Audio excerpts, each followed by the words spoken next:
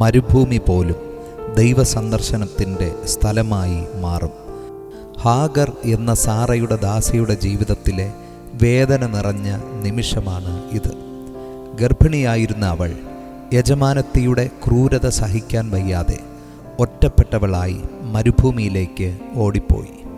എന്നാൽ മനുഷ്യർ അവളെ കാണാതിരുന്ന ഇടത്ത് ദൈവം അവളെ കണ്ടു. അതിനാലാണ് ഹാഗർ ദൈവത്തെ എൽ റോയി, അതായത് എന്നെ കാണുന്ന ദൈവം എന്ന് വിളിച്ചത്.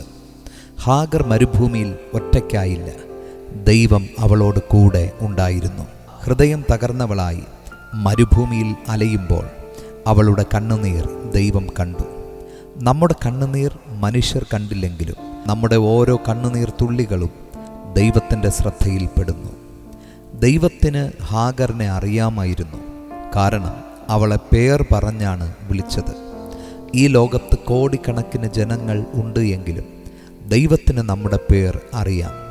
മരുഭൂമികൾ പോലും ദൈവ സന്ദർശനത്തിൻ്റെ സ്ഥലമായി മാറും.